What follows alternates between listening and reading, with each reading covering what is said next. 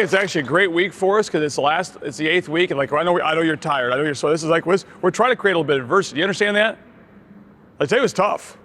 If one guy complains, well, it comes into the gym and says, "Man, floor's slippery," or "Man, the ball's wet," or "Man, the refs are out to get us," or "I'm getting fouled," or "I'm getting held," then what's your teammates do? As opposed to a guy who says, "You know what? We're gonna play through that shit. That ain't gonna bother us."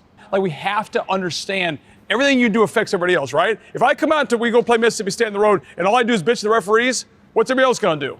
Bitch to the referees, then we're done. Then we're done. We got no chance. Now things are hard a little bit, and now you're a little bit tired. And everybody's got, my wrist hurts, my hand. I know that. I'm not being disrespectful. Who cares? No one cares. No one cares if your wrist hurts, you lose the ball. Nobody cares. You can't stop the game, Mississippi State, and say, well, hey, but my wrist hurts. Okay. You don't get to do it over, right?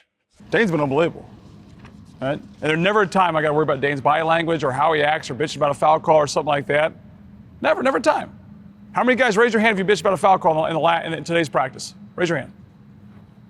Get your hand up, Cole. You bitch every time. You bitch all the time, Jake. You bitch all. Jake, you get knocked down there. This is big boy basketball. I told you we're going to go play. The schedule's done. Big 10, SEC, Big 12. You think you get knocked to the ground on a hand check, you're going to get a foul call on the road that a place that is paying us to beat us?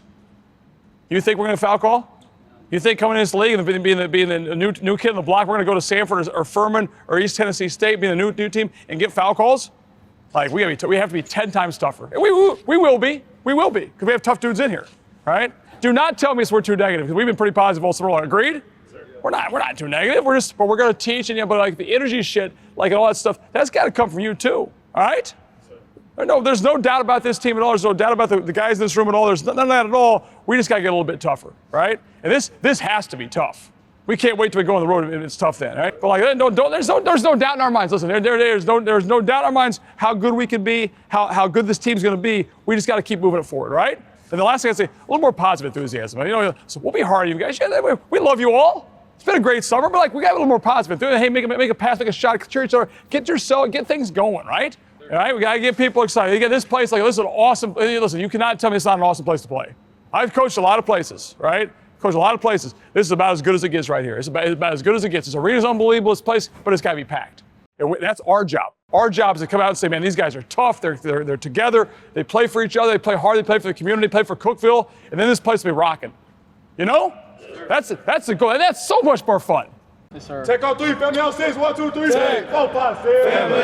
Here we go. Good job. Tell me how excited you are just in terms of the new court down. I mean, I got to see some of the marks of the ball being bounced on this court for the first time. That's awesome. Great for the players. The guys are excited. My office sits at the top here. I watch the whole court come down. Yeah. The new logos, the new conference, the new colors, the whole thing. So we're fired up. Hey, well, they say sometimes there's you add a lot of stress in life by doing new things multiple times at the same time. It seems like you're doing that right now, Coach Anderson. Yeah, I know. There's a lot of new things going on, but it's all good though. Yeah, it's great, and a lot of energy, a lot of fire, a lot of passion here for them. Not only is this school and the department, but also for our basketball program too. So we're excited about that. I've been blown away by Cookeville and Tennessee Tech. So the town, the campus, the community. Yeah, it's incredible. It really is. Was that it? Did you expect that, or were you a little surprised by it? It's exceeded my expectations. Yeah, right. I mean, you have certain you hear good things, you hear people talking, but it's been way better than I thought it was. And I mean, I've been here for 5 months now. I feel comfortable. I've met a lot of people in Cookeville. I've had lunch with a lot of people here. I bet you have. I've been out with a lot of fans and supporters, and so I just feel like it's home. Yeah. Have you unboxed? I mean, are you settled at home? I mean, that's a tricky question right now. It depends on who you ask. My wife would say no. I have a TV and a couch. I'm happy. That's all you need, right? Yes, and watch some film. That's what I do. Well, I do have to give you a little bit of grief, and I say this in tongue-in-cheek type of way. Obviously, your experience at Fairleigh Dickinson. Yep. So I was an assistant coach at Fairleigh Dickinson back in 1993. Oh, I didn't know that. Yeah, exactly. Yeah. So I helped lay the foundation for you guys to upset Purdue. A big part of our success was what you did, I think, 25 years prior. So I haven't had a chance to thank you personally, thank you for all that. That was a very stable foundation I laid way back there under head coach Tom Green. Tom Green's a great man. He's a great man. That's awesome. He helped me really get into everything, so. Good. Then I spent a couple of years at Maryland Eastern Shore. Yep. And Coach, I miss it though. I got out of coaching and I mean, this is what, I mean, don't you just love this type of situation? To me, like, I love practice, right? Yeah. So like the summer has been busy with all the new program and recruiting and portal and all that kind of stuff. Yeah, At the end of the day,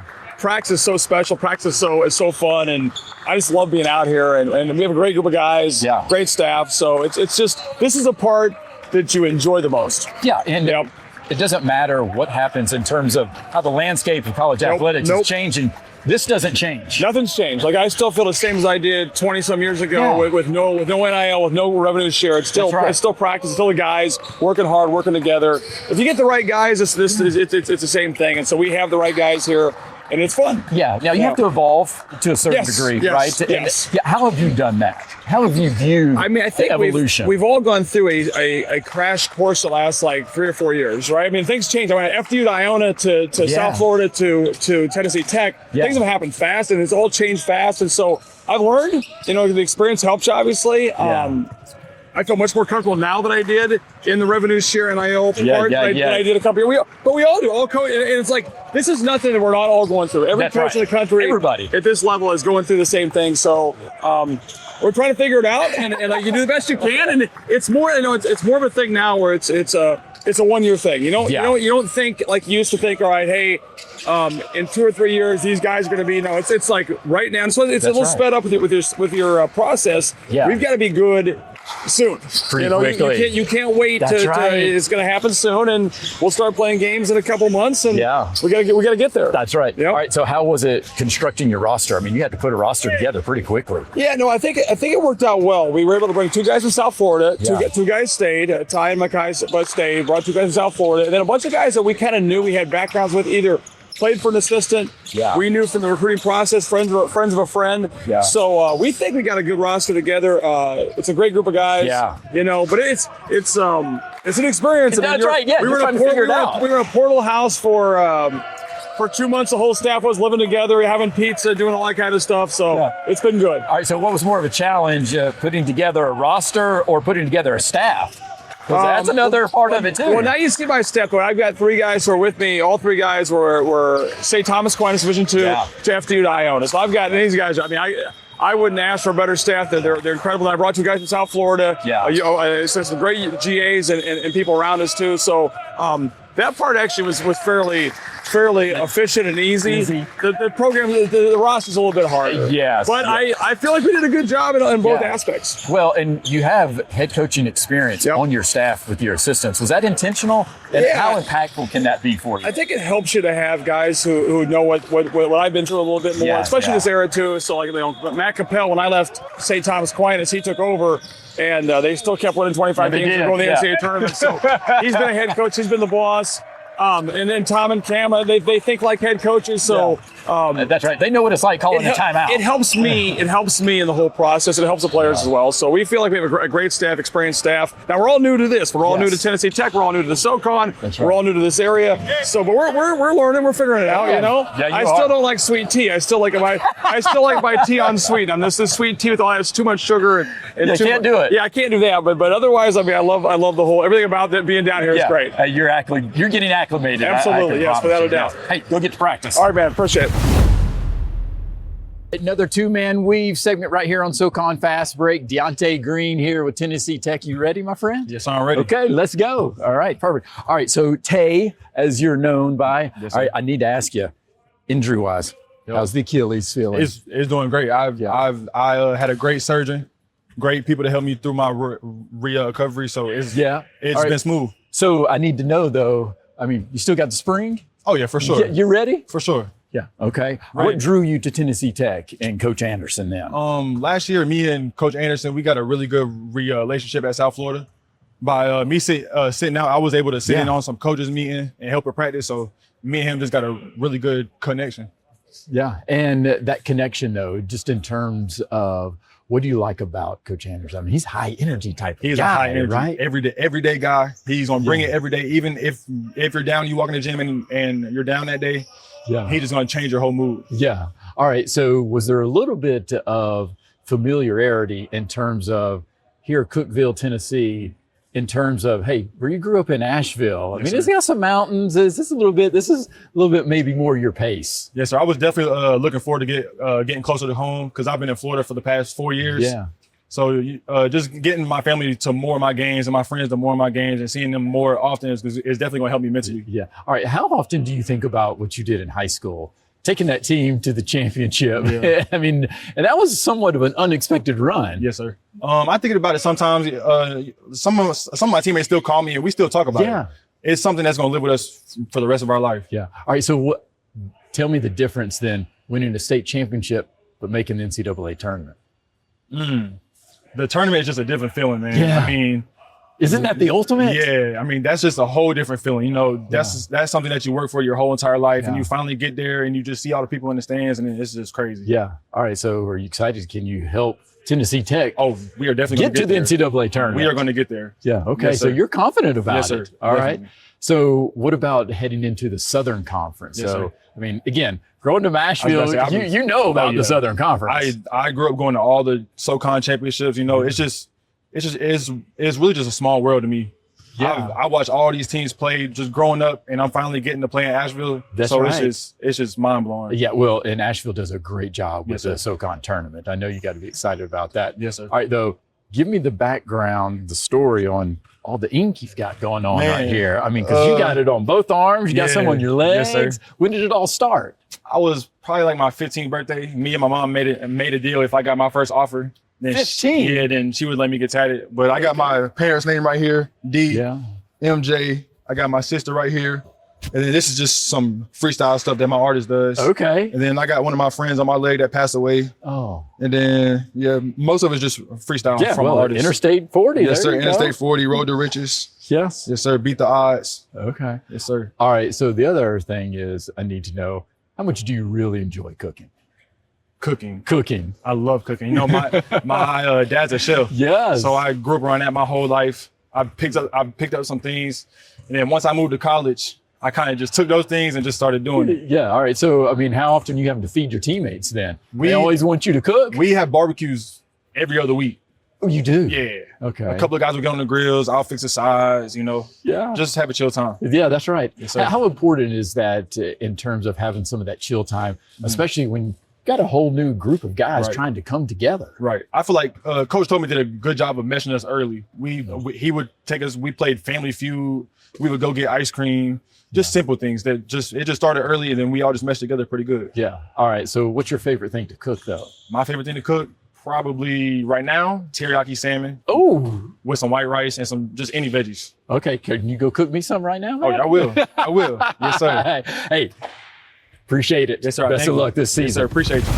All right, Coach, the Hooper Eblen Center. I mean, is there a better name for a basketball arena? That's what I kept saying. We played at the Hoop. The Hoop's a great name for a basketball arena. It's easy to say, easy to connect with. It's a great name, great place. Yes, exactly. All right. So just from a perspective as far as when you're introducing yourself to the community here in Cookeville, what were some of the themes that you wanted to make sure you got across? Yeah, well, I think, first of all, I'm a small town guy. I grew up in Iowa, a town of 500 people. So people say Cookeville's a small town. It's 30,000 people. So to me, this is a way bigger town than I'm used to, right? So I think the first thing is we're going to build a family here, a family atmosphere with the team, the program, the community, get out and meet people.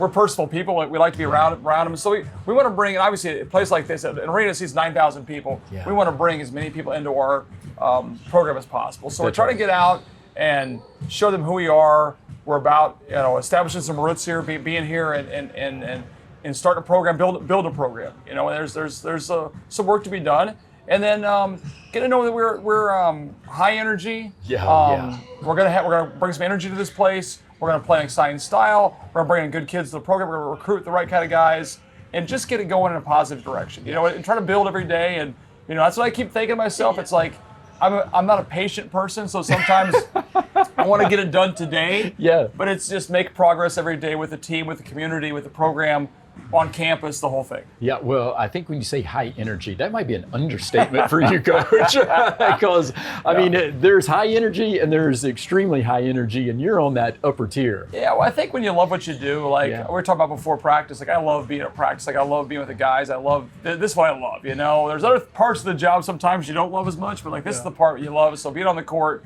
is, that's my chance to really to enjoy teaching, coaching, leading, being around the guys. So that part's fun. Yeah. Have you always been a high energy type of guy? Yeah, I think I've always kid. talked fast, and I've always been. People think I'm from New York. I'm like, I'm from Iowa. Yeah. Like I'm not sure why I'm this way, but yeah, I've always been pretty much a high energy person who, you know, as a player, I was not a good. I was a Division III good player at that level, but like I always wanted to be, you know, be better in work and all that kind of stuff. And you know, I think when you find your passion for something, you know, I tell my kids this all the time. My son Bryce, my daughter Alexa. You find a passion, and then it's not like work. It's like I come in here every day, and I just enjoy what I do, and so I don't have to fake it. No, you don't. I don't drink coffee, so people are like, well, we must have a lot of. No, I don't drink coffee. It's all natural for the most part. A little bit of Diet Coke here and there, and iced tea, but for the most part, it's I just enjoy being here with our program, and I'm excited. Listen, I'm excited about being at Tennessee Tech. Yeah, I think there's a lot of potential here. Things I didn't know when I got here, as far as how the people are, how much they want to win. The campus, the facilities, all that's here for us to be successful. Yeah. And I'm excited. We have a great staff, a great bunch of players around us. So let's go. Yeah. Let's go see what we can do. Let's go. That's right. Let's go do it. Let's just go don't drink the sweet tea. Yeah, you're still not ready for the sweet tea, right? Sweet tea is good for me. Yeah. Well, you talk about the program here in history. I mean, this is a winning program. Yes. I mean, the history's here, so the foundation has been there. Yes. You know, so how can you continue to build upon that? And when you talk about building a program, what does that mean? Well, I think yeah. I mean, I think there's a lot of tradition here. Great coaches, great players are here. They've won for a long time at a certain level. So yeah, we're just trying to maybe put our own spin on things, right? Come in with our own new, and like you never want to the team's been close to the NCAA tournament a bunch of times, so it's not like they've been a long ways away. It's right there. We're just trying to come in here and maybe take it the next step, and have a chance to go compete for a championship, win a conference championship, and go to the NCAA tournament. Obviously, that's always a big goal. We're not going to soft shoe around that at all. It's like we want to get to the tournament, we want to get to the big dance, and do something that hasn't been done here in a long time. That's a lot of work. Things got to fall into place. But I think there's enough things in place here, and they love basketball. People say, Tennessee's a football state, right? Yeah. But like Rick Barnes called me when I got the job. It's still a basketball state. People still love basketball here. There's lots of good programs. I mean, Vandy's really good in our top 20 program. Yeah. Tennessee's a top 20 program. A lot of great mid-majors around here. So. We're going to try to do our own thing here and get us going. Yeah, well, now you're going to have two other schools to compete with in Tennessee, with East Tennessee State and Chattanooga. Yep. How are you embracing this opportunity of coming into a new conference? I mean, I was excited.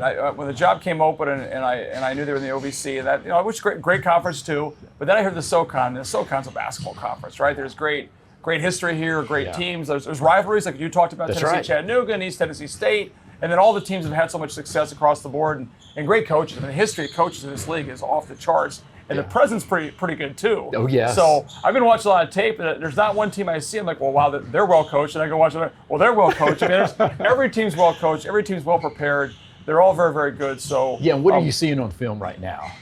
It's scary, to be honest with you. I mean, people make shots. I mean, people in this league score. And they score if you break down, if you don't guard how you're supposed to guard, if you relax for a second, they're making shots. Like every team can score, and so we got to try to be able to guard people, also score ourselves a little bit. But I'm not sure you can come in this league and say we're going to outscore everybody else, because they all can do that. We got to be a little bit more tougher, a little more physical, a little more disruptive, cause a little more chaos, and make the game a little faster. Yeah, you can't allow these other teams in Southern Conference to get the shots that they want and run the things they want. You have to be a disruptor. If you go out there, let them take open shots and rhythm shots and play in a rhythm and comfortable, you'll be in trouble. Then you better be able to do the same thing. And that's a high level of scoring. So we're going to try to be a little bit different. Okay, that's the idea. And when you say different, what does that mean? Well, I think we're going to press. We've always pressed. We'll press it. We'll press in maybe not the whole 40 minutes, but we'll press in spurts. We'll put a little more ball pressure. We'll attack and be a little more aggressive defensively. We'll try to rebound the ball on both ends of the floor, offensively and defensively. And then we want to play fast. We want to get the tempo going, play fast in transition, and make the game a little bit more I don't want to say ugly, but we're not going to be as pretty as some of these teams in this league. It's hard to be as pretty as some of these teams in this league. So we're going to try to make it a little bit tougher, more physical, get into people's comfort zone a little bit, and be aggressive that way. Yeah, and we talked about, I mean, it's definitely an offensive league, but Yes. there is physicality in the Southern Conference also. No doubt. When I got the job, I had just gotten the job, and I was sitting at home watching Furman play UConn, and I was like, oh man, because Furman had some dudes, and they were physical as heck, and they were aggressive. So no, listen, it's a great basketball league, and the level of play is really high, the level of coach is really high, and the level of care, people in SoCon care about basketball. So that's exciting. Yeah. You want to be in a place that they care about it. Like, all the venues are great, the arenas are great. We have a great arena, but so does Wofford, so does Furman, so does Sanford. So it's like you're playing at places that care about basketball. So that's exciting for all of us. Yeah, and coming to Cookeville, though, and even getting the job, what was the conversations that you were having with your wife as far as, okay, I'm ready for another head coaching opportunity? Well, I think we kind of knew. I think after the Iota thing happened, it was like, all right, it's probably a good time for a year to just take a step back. And it actually worked out. We went to South Florida, different kind of system, different kind of approach, which I loved. I learned a lot. I think in that year off, I had to get better at certain things. Like we all do, right? And sometimes I've been a head coach for 24 years, so sometimes you get caught. Are you improving as much as you have to? Are you adjusting whatever you have to do? So I think that last year helped me out a little bit to be a better coach. And then this opportunity, my wife went to Tennessee, so her best friend lives in Nashville. Her other best friends live in Knoxville, so she couldn't be happier. And if my wife's happy, then life is a whole lot better. So she loves being in Tennessee. I love the area. I love the people. And it reminds me a little bit of Iowa as far as like small town. Yeah. Good people. They care about each other. I can fish around here. There's lakes and there's rivers and things like that. And so I feel really at home. I'll be honest. We bought a house. We're going to establish ourselves here and build this program. And then, most importantly, the people around you are so, like the AD Casey Fox is great. The Dr. Oldham, our president, is fantastic. The other coaches here are Kim, the women's coach, has had a lot of success and done very well. She's great too. Bobby Wilder, our football coach, so much success. And then other coaches too have been great. So I just think that things are kind of falling into place. And we're a school on the upswing. Like Tennessee Tech, enrollment's doing well. Yeah. You look outside, we're building new things all the time. We're building, football stadium, new dorms, new academic places. So it's a school on the rise, which is great for athletics, especially this time and place. A lot of schools are pulling back and not doing that. We're spending money. We're doing that kind of thing. Athletics is the front porch to these universities. Yes. I mean, you've got to have that image out there, and not just from the aesthetics, but you got to win. Yes, winning is hard, though. Winning drives everything, and winning is hard. Winning is hard, and you have to be committed to it on a daily basis, especially in this league. So. We want to win and get people excited. Like it's a winter from November until football goes till December, and then it's like, what are you doing in January, February, or March? We want everybody in Cookeville to come out and support our basketball team. If you're winning and playing a fun style, and there's a connection there with the community, with our players, with the coaching staff, they'll come support us. That's right. We believe that. Yeah, well, and I was surprised just how the campus is. I mean, it's a beautiful campus, all that, and again, not saying anything disparaging to Tennessee Tech in what I felt the narrative would be, but it's surprising when you're on campus. So we had 15 kids visit in the spring of the portal season, right? We kept 2 guys from last year's team. We had 15 guys visit, 13 of them committed. So when they came on campus, they walk into the hoop and they're like, wow, this place is unbelievable. They walk onto campus and they see the buildings, the campus center, all the different places that are new. They're blown away. Yeah. So we've had no problem so far in selling Tennessee Tech to recruits and to people who have come up here. So everybody likes it so far. So hey, you're a good salesman. No, we're doing. I just think it's a great place, and we're in a good spot down here. And we're an hour from Nashville. We're right in the middle of Tennessee, so it's a good spot to get this thing going. But like we said, winning is still the most important thing. We got to figure out a way to win games and have success, and I think we can do that. Yeah. All right. So how much do you enjoy being on Central Time, though? Because I didn't even realize Cookeville was in Central Time until I was driving up from Chattanooga. You must have talked to my wife, because like I grew up in Central Time all through high school. Then I went to college. I've been on the East Coast the whole time ever since. But I love Central Time. I do too. I feel like I get more sleep. I feel like the NBA games end early, the West Coast games end early. I get to bed earlier. So thank you. No, it's I love Central Time. It's a great thing. I think Central Time should be permanent in terms of totally what we should all be living off of. My wife's like, she keeps making fun of me. I'm like, well, it's like there's 25 hours in the day. I just have more. I feel like I have more hours in the day? Can I go to bed? Or I get up earlier? It's great. Yeah. All right. When did you want to become a coach, though? So my dad was a high school coach. My dad was a high school coach in Iowa. Was actually a baseball coach. Played baseball in college. It was a really good coach. He's in the Hall of Fame in South Dakota and Iowa. So he's probably a better coach than I was. But so I was at practice every day, and I was like one of those guys. So like I didn't miss since I was old enough to walk. I didn't miss a JV practice, a varsity practice. I remember being on baseball fields, dragging the field, doing all that kind of stuff. So I was around him. Then when I was in the 8th grade, he came to me and he said, "We're talking about something." I said, "Well, I want to play in the NBA." Oh, yes. Now you look at me. I'm not a guy. I'm not going to play in the NBA, right? I mean, but you got a big heart. Come on, you got energy. Like a golfer or a tennis player, kind of like you do, right? Yeah. So like we don't look like NBA guys. So my dad says, "Well, Tobin, you can't play in the NBA." He's like, "Maybe you could coach in the NBA." I actually the school was Notre Dame. He's like, "I want to play Notre Dame." He's like, "I'm not sure you can play at Notre Dame, but maybe you could coach at or against Notre Dame." Yeah. So I think at that time I kind of like, you know what? He's probably right about that. So I became a really good player at my level, Division III high school player. But I think the next step for me was to go try to be a coach, and I love being around it. You know, I love being in the gym all the time. It's where you want to be. Yeah. And I mean, you can't ask for a better life and a better situation than being around young guys and teaching and coaching and leading and being on a college campus. It keeps you young. Yeah. So no, I've always wanted to be a coach. It's worked out that way. Yeah, and the impact that you can have also. Yeah, without a doubt, impact on young men and helping them achieve their goals, and especially in this era where it's like, you know, everybody wants to do more and have a chance to play at the next level, whether that's in college or pros or whatever, have an impact on those guys and make them better people, and that's awesome. And the relationships you have, and I have so many players who are planning to come to we have a golf tournament in October. They're coming down for that and coming to games, and we're in a different area of the country, so I can connect with more people who've gone down south. So that makes it a little bit easier. That's all right. How is your golf game then? Terrible, awful. That's why I fish. Right? I'm a fisherman because I can't golf. So golf, I'm not patient enough for golf. 18 holes is too long. I'm also not very good. If I was good, I'd probably play more. Yeah. But I can go fishing every day of the week, and like you can't be a bad fisherman as long as you put the time in. So it's better.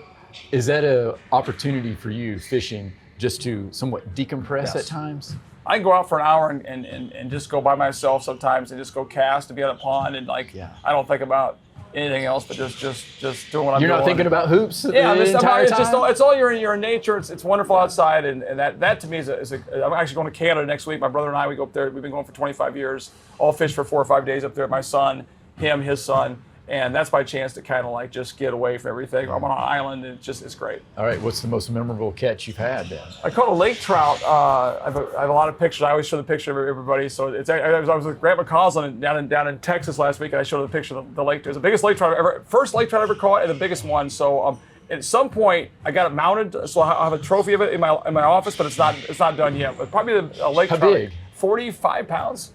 Yeah, it's a monster. Yeah, wow. It's a big one. A lake trout. Yep. 45 pounds? I'll show it to you and get off the interview. I'll show the Oh, my goodness. That is absolutely incredible. Okay, well done then. Yeah, you are a true fisherman then.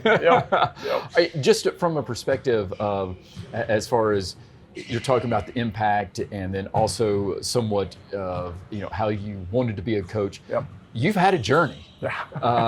There is no question. Yeah. What have you picked up each step of the way, so to speak, that's leading you here and can help you where you are in your career? That's a loaded question, it right? Is. I was a Division III head coach for 12 years. I was a Division II head coach for 9 years, right? I love those years. Those were great years, like just being around great kids at that level who and they're not any different than guys at Division I.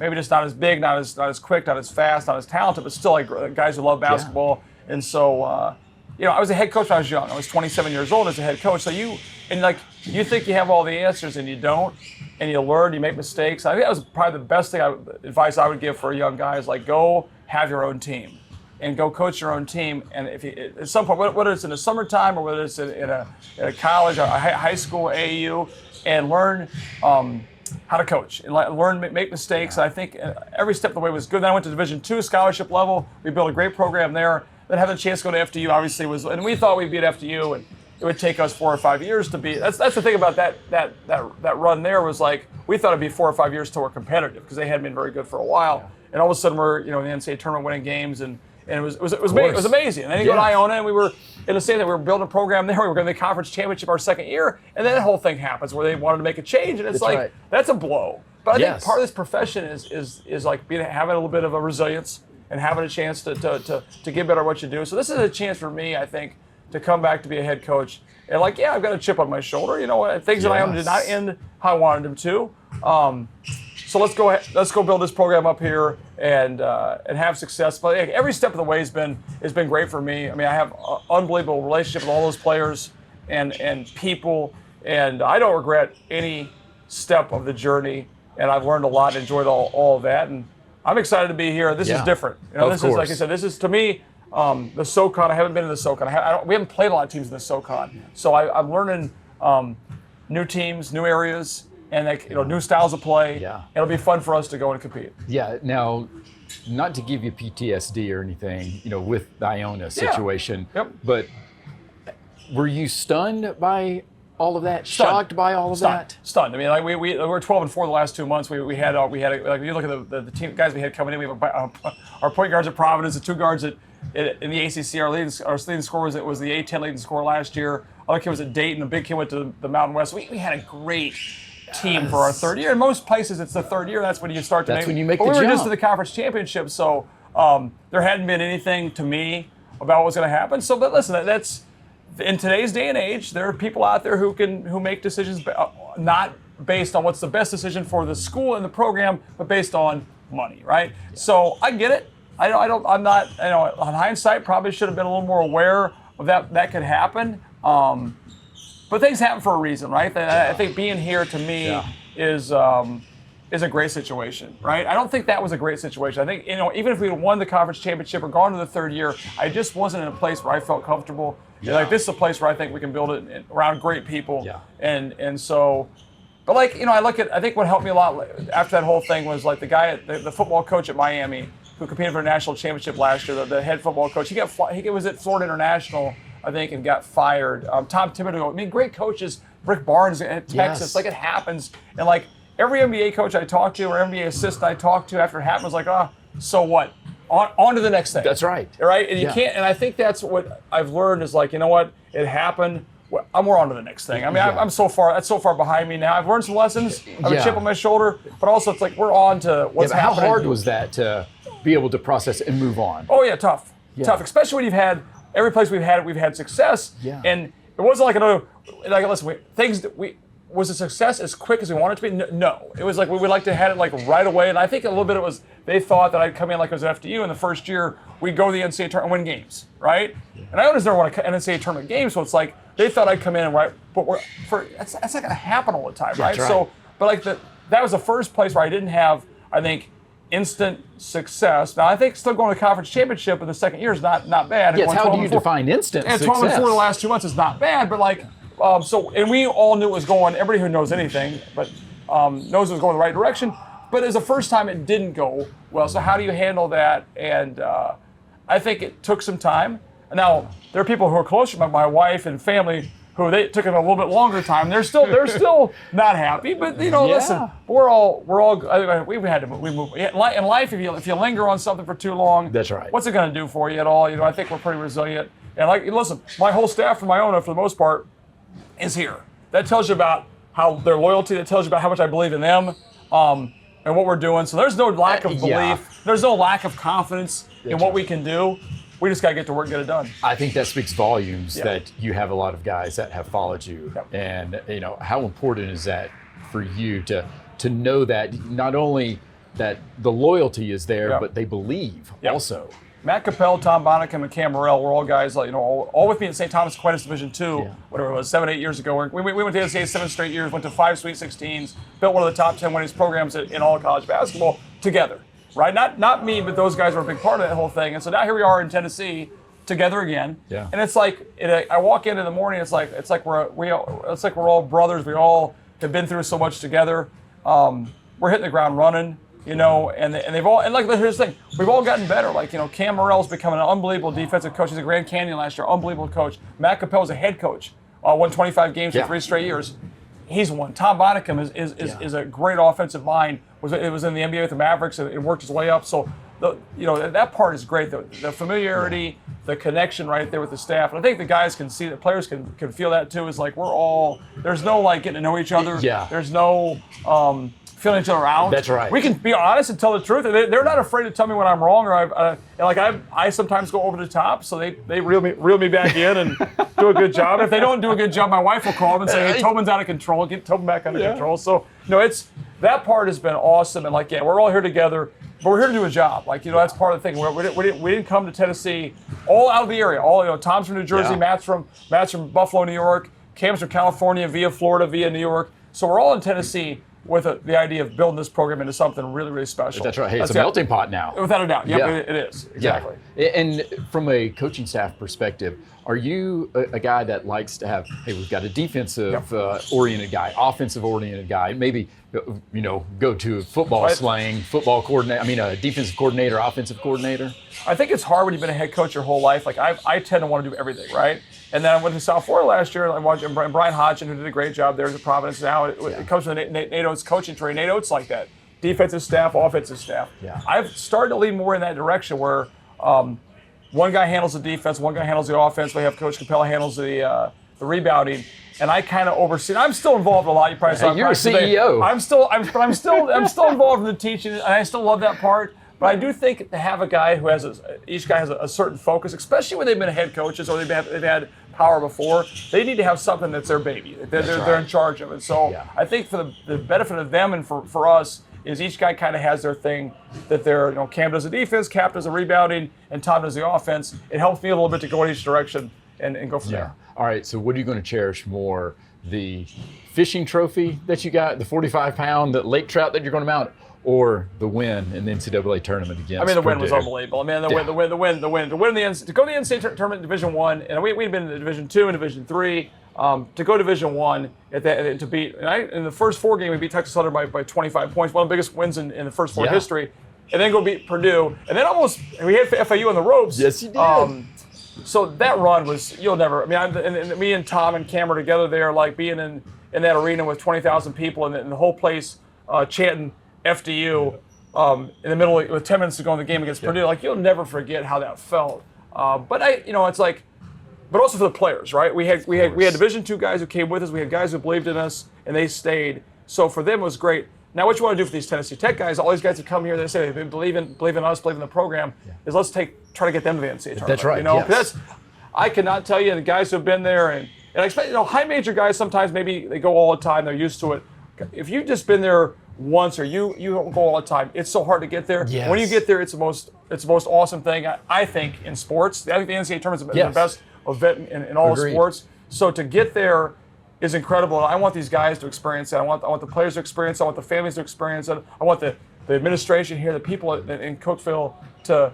That'd be awesome. But listen, having said that, that's hard to do. That's right. There's got to set the expectations. Got to fall in place. That and when you're going against the Furmans of the world, the East Tennessee states, and the people in this league, it's they're trying to go there too. We're all trying to get there, and that's all realistic for a lot of teams in this conference, right? You go to some leagues, it's this half can't be. There's not a weak link. There's not a weak link in this conference. Every team's well coached. Every program wants to win, puts a resource into it. So we know it's going to be a challenge. That's right. Yep. How long did it take you before you actually got some real sleep after that win against Purdue? Oh man, I'm telling you. I don't think I slept. I don't think I slept for obviously all through the tournament. You don't sleep at all, right? And after the Purdue game, I went to my hotel room. I'm like, don't get on social media. Don't get on social. It's 3 in the morning. Don't get on social media.